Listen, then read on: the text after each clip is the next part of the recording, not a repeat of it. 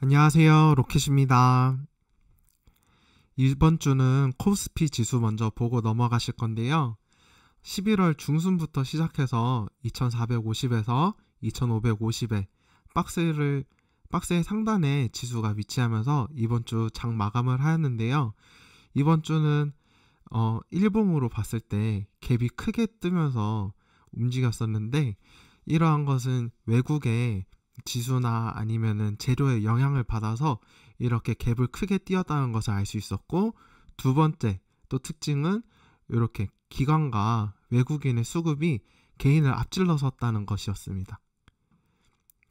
그래서 이번 주 주간으로는 코스피 2.24, 코스닥은 0.96% 상승하였는데요. 가장 많이 오른 정치 테마는 월요일부터 지속적으로 부각을 받았고, 그리고 삼성전자의 갤럭시 버즈나 CXL이라는 키워드가 새로 나오면서 이렇게 2위를 하였습니다. 그리고 세 번째 2차 전지 관련주는 중국의 리튬 선물지수가 상승하고, 그리고 미국의 리튬 관련주들이 상승하였다는 재료의 영향으로 부각을 받았고요. 제약바이오주는 개별적으로, 그리고 신재생에너지 관련주는 금리 인하 때문에 이제 내년에 신재생 에너지 섹터의 수익성이 개선될 것이다 라는 기대감으로 이렇게 탑 30에 주간으로 든 모습을 볼 수 있었습니다. 그럼 첫 번째 정치 관련주부터 살펴보시면요. 총 8종목이 들어있었고, 특징으로는 이제 정치인들이 이렇게 많이 들어와 있다는 것이 특징이었습니다. 그리고 두 번째의 특징은 개별적인 재료를 가지고 있는 것이 특징이었는데요.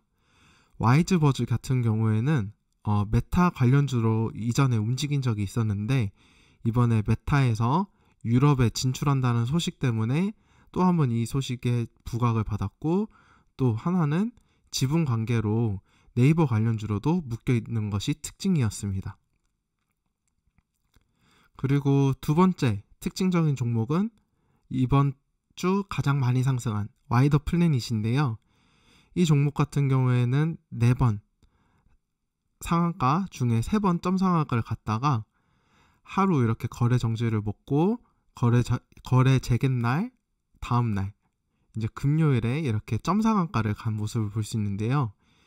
이러한 점 상한가 간 종목들은 키움 기준으로 현재가 창에서 수량 배분이라고 이렇게 뜹니다. 그리고 0224 창에서 여기에 이렇게 동시효과 수량 배분 종목에 이렇게 포함되는 것을 알 수 있는데요. 이러한 종목들은 시간 우선 원칙이 아닌 수량 우선 원칙에 따라서 체결 수량이 배분되는데, 처음에 100주씩 이렇게 매수 주문 넣은 사람한테 나눠주고, 그런 다음에 잔량의 절반을 또 나눠주고, 아직 매수 주문이 이렇게 남아있는 분들한테 또 잔량을 나눠주면서 총 3단계로 이렇게 수량 우선 원칙에 따라서 수량이 배분된다는 것을 알 수 있었습니다. 그 다음 테마는 반도체 관련주인데요. 반도체 관련주는 총 5종목이 포함되었습니다. 이 중에서 오킨스전자, 네오셈, 코리아서키트는 CXL이라는 키워드로 움직이게 되었는데요. 그리고 그 전에 키워드였던 온디바이스 관련해서는 태성과 고영이 부각을 받았고, 그리고 고영 같은 경우에는 리포트가 월요일부터 발행이 되면서 부각되면서 이렇게 주간 탑 30에 든 모습을 볼 수 있었습니다. 반도체 관련주는 이번에 공부하면서 탑다운으로 공부를 해야겠다는 것을 좀 더 각인하게 되었었는데요. 이번 주 목요일 같은 경우에는 미국 FOMC 금리 발표나 파월 연준 의장의 기자회견이 있는 날이어서 수요일에 지수는 0.97, 그리고 삼성전자는 0.95%가 하락하였었습니다. 근데 그 와중에 탑 30 종목에는 반도체 관련주가 13종목이 들어있었는데요. 이러한 연결고리, 그러니까 시총 업종 대장주가 이렇게 떨어졌는데 이렇게 개별적으로 밑에서 움직이는 것을 보고 아직 순환매 장세고 순환매 장세고 이렇게 상위에 많이 오른 종목의 추격 매수나 직접 공략보다는 이렇게 순환매를 노리는 것이 더 좋겠구나라는 것을 한번 느꼈는데요. 이전에도 똑같이 그런 적이 있었습니다. 11월 27일에 지수는 떨어지는데 온디바이스 관련해서 반도체 관련주가 10종목이 묶였었습니다. 근데 이렇게 지수가 상승해도 같이 움직이지 못하고 이렇게 개별적으로 순환매가 도는 것을 볼 수 있었는데요. 이런 것을 통해서 지수의 상황과 업종 대장주의 움직임 그리고 탑 30의 관계를 보면서 어떻게 매수 전략을 짜야 될지를 정해야겠다라는 것을 또 한번 배울 수 있는 기회였습니다. 그래서 반도체 관련주의 들어간 종목들의 이렇게 차트도 한번 보시면은 오킨스 전자 같은 경우에는 CXL로 움직였는데 8월 달부터 이렇게 7월 달에 하락을 하고 이렇게 비추세를 겪다가 12월 이번 주에 부각을 받은 걸 볼 수 있고요.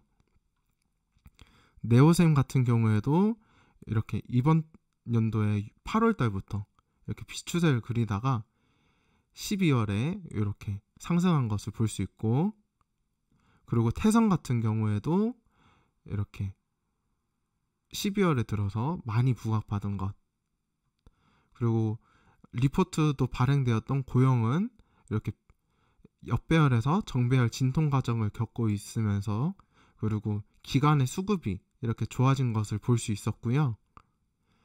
마지막으로 코리아 서키트 같은 경우에는 이렇게 역배열에서 정배열로 들어오는데 윗꼬리가 공통적으로 이렇게 많이 달고 있다는 것을 알 수 있었습니다. 그래서 탑다운으로 이렇게 공부를 해야겠다는 걸 느꼈고, 종목을 선정할 때도 세계 금융시장의 흐름, 그리고 국내 증시, 그리고 업종 대장주 이런 것들을 다 종합적으로 탑다운으로 종목을 선정해야 되겠다는 걸 느꼈고요. 이런 것들을 어떻게 해야 될지 잘 모르시는 분들께서는 저희가 실전반에서 알려드리고 있으니까 이거에 도움을 받아서 좀 더 수익을 내시고 이렇게 즐겁게 투자를 하시면 좋을 것 같습니다. 그리고 반도체 관련주 내에서는 현재 테마의 흐름이 HBM에서 살짝 GAA 관련주로 갔다가 현재 온디바이스에서 또 CXL로 넘어온 모습을 볼 수 있습니다. 근데 HBM 안에서도 이렇게 후공정이나 로보소켓, 그리고 온디바이스 같은 경우에는 저전력 반도체, 그리고 디자인 하우스, CXL 같은 경우에는 이거의 전신인 DDR5 등 이렇게 테마의 키워드를 가지고 있는데요. 이러한 키워드들은 다음번 월요일에 한번 같이 공부해 보시면 좋을 것 같습니다. 그리고 세 번째 테마는 2차전지 관련주인데요. 총 3종목이 들어와 있었습니다. 첫 번째 다이나믹 디자인은 원래 타이어 회사인데 피렐리라는 회사의 전력 공급사라는 것으로 선정이 되어서 부각을 받았고, 또 하나 2차전지로 묶이는 이유는 최대주주 EV 첨단 소재가 투자한 프롤로지움이라는 회사가 배터리 사업을 하고 있기 때문에 지분 관계로 다이나믹 디자인이 2차전지 관련주로 또 묶이고 있습니다. 그리고 심팩 같은 경우에는 중국의 리튬 선물 가격이 상승하고 미국 리튬 관련주가 상승하여서 이런 원사업이 부각받으면서 심팩이 부각을 받았고요. 세 번째 에코프로 머티리얼즈 같은 경우에는 신규 상장주로도 볼 수 있고, 그리고 지수 신규 편입되었다는 것, 그리고 내년에 MSCI 지수 신규 편입을 할 수 있다는 기대감, 그리고 마지막으로 테슬라향 전구체 공급이 임박하였다는 소식 때문에 이렇게 4가지 키워드를 가지고 상승을 하였는데요. 근데 메리츠 증권에서 목요일에 리포트, 장마감 리포트로 이렇게 하나가 나왔었습니다. 에코프로 머티리얼즈가 금요일부터 투자 경고 종목에서 해제가 된다라는 소식이었는데요. 이 종목은 11월 17일에 상장을 하였는데 이 종목이 차트를 같이 보면서 설명드리겠습니다. 17에 상장을 하였는데 이렇게 상승하다가 24일에 여기서 여기까지 4만원에서 9만원까지 상승을 하였었습니다. 그래서 투자 경고 종목이 될 수 있다라고 예고 소식을 받고, 그리고 더 상승을 해서 11월 28일에 투자 경고 종목으로 지정이 되었었습니다. 그런 다음에 이렇게 윗골을 달고 이렇게 조정을 받았었는데 12월 8일에 이제 또 요 소식, 코스피 200에 특례 편입한다는 공시가 떴었는데 이렇게 투자 경고 종목으로 지정을 받으면은 투자 해제 판단일이라는 이런 날짜를 받게 됩니다.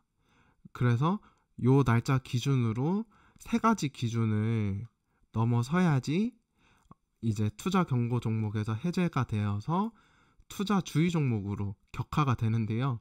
이 3가지 기준은 한번 같이 보시면은 요 투자 해제 판단일 기준으로 5일 전에 가격이 요때에서 요때까지 60%가 상승하면 안 되고, 그리고 15일 전이 이날인데요.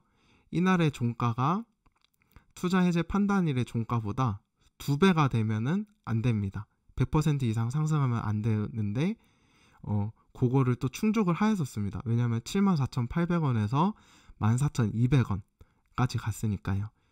그리고 세 번째 기준은 판단일 종가가 최근 15일 내에서 최고가, 신고가면 안 되는데요.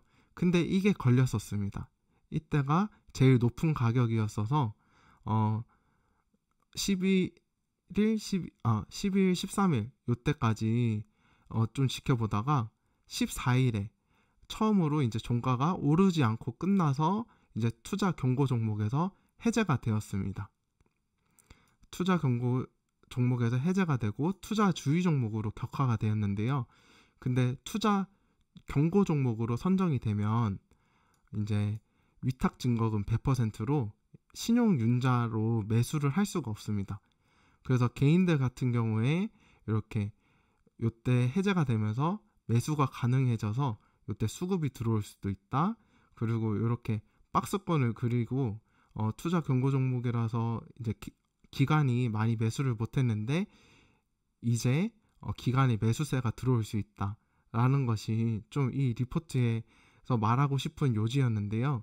근데 이날 딱 여러 가지 상황이 겹치면서 재료가 겹치면서 에코프로 머티리얼즈가 상승을 하였는데, 이때 수급을 보시면은 기관이 이렇게 주도적으로 매수를 하면서 이렇게 가격이 상승한 것을 또 분석할 수 있었습니다. 그래서 이 종목 그리고 이 리포트를 통해서 투자 경고 종목이 해제가 되면은 이렇게 신용융자가 풀려서 신용융자로, 그러니까 신용으로 매수를 할 수 있기 때문에 개인의 매수세가 들어올 수 있다는 것, 기관들도 이렇게 주춤하다가 또 들어올 수 있다는 것을 또 공부할 수 있었는데요. 그러면 현재 투자 경고 종목으로 선정되어 있는 종목은 어떤 것이 있는지를 살펴보고, 이 종목들이 투자 주의 종목으로 변환되었을 때 어떠한 주가의 흐름을 나타내는지 또 공부를 해보면 좋을 것 같아서 이 종목들을 한번 모아서 한번 공유를 해보았습니다. 그리고 네 번째 테마인 제약바이오 관련주인데요. 제약바이오는 총 3종목이 묶였었고 개별적인 키워드를 가지고 상승을 하였습니다. 하지만 HLB에서는 좀 특징적인 또 재료들이 있어서 한번 들고 와봤는데요. HLB는 코스닥 시총 상위에 포함된 종목인데 이 종목보다 위에 있는 종목들, 포스코 DX, LNF, 셀트리온 헬스케어, 이 종목들이 코스피 이전 상장을 하기 때문에 이 밑에 있는 HLB도 부각을 받고 있다라는 소식이었는데요. 이렇게 지금 먼저 14일에 코스닥 상위 종목들이 탑 30에 포함된 종목이 이렇게 LNF, HLB, HPSP였습니다. 근데 지금 코스피 이전 상장을 하고 있는 세 종목이 이렇게 셀트리온 헬스케어, 포스코 DX, LNF인데요. 이 종목들은 13일에 뉴스가 나왔는데 코스피로 이전을 하면은 코스닥이 저평가 받을 것이라는 우려감이 있다. 이런 재료였는데, 근데 이러한 종목들이 왜 코스피로 이전을 하는지 이유를 따져보면은 브랜드 가치가 상승해서 이제 자금 조달이 안정적으로 할 수 있다는 것, 그리고 코스피 200 지수에 신규로 편입되면서 패시브 자금이 유입된다는 이유 때문에 이런 장점을 들었었는데요. 그러면은 LNF는 14일에 올라간 이유가 이전 상장 때문이고, 이 두 종목은 코스닥에 남는데 왜 올랐나는 측면에서 재료를 분석해 보면은 이 종목들 같은 경우에는 코스피 150 지수에 들어있는데, 이 종목들이 나가면은 이제 코스피 150 지수 안에서도 ETF에서 이제 종목 구성이 변경되고 하면서 이 하위에 있는 종목들의 이제 퍼센트가 상승하기 때문에 이렇게 패시브 자금이 들어올 수도 있다라고 해석을 할 수 있다고 합니다. 네. 그래서 요게 또 다음번에 이렇게 이전 상장이라든지 아니면은 지수 변경, ETF 이런 것들에 의해서 패시브 자금과 연관 지어서 이렇게 종목을 선정할 수 있을 것 같아서 공부거리로 한번 들고 와 봤습니다. 그리고 다섯 번째, 마지막 신재생 에너지 관련주인데요. 이 신재생 에너지 섹터 같은 경우에는 금리와도 연관이 있었습니다. 금리가 지금 현재 고금리인 상태인데 그것 때문에 현재 하반기에 주가가 짓눌리고 있다라는 짓눌리고 있다고 설명을 하고 있었는데요. 왜 고금리 때문에 눌렸냐 하면은 금리가 높으면은 초기 투자 비용의 이자율도 함께 상승하기 때문에 사업 초기 수익성 악화가 우려가 되기에 이제 이런 종목들이 주가가 짓눌렸다라고 해석을 하고 있었습니다. 근데 내년도 그리고 25년까지 금리를 점차적으로 5회 이상 5회 정도 이렇게 금리 인하를 할 예정인데요. 이러한 금리 인하 스탠스에 맞춰서 이러한 신재생 에너지 관련주가 이자율도 떨어지기 때문에 수익성이 이제 올라가면서 주가도 올라갈 것이다 라는 이런 분위기가 신재생 에너지 안에서 돌고 있으면서 이렇게 두 종목이 대표적으로 좀 포함이 되었던 것 같습니다. 그래서 마지막으로 한번 정리를 해드리자면 12월 첫째 주와 둘째 주에서 연속적으로 보인 테마들은 정치, 그리고 반도체, 2차전지, 제약바이오 관련주였고요. 그리고 신규로 들어온 종목 테마는 신재생 에너지, 그리고 탈락한 테마는 가상화폐와 STO 테마였습니다. 다음 주에는 2차전지 관련, 그리고 AI, 반도체 관련해서 재료가 일정이 있고요. 그리고 신규 상장 목요일에 있습니다. 시청해 주셔서 감사하고요. 좋은 주말 되시고 월요일에 다시 뵙겠습니다. 감사합니다.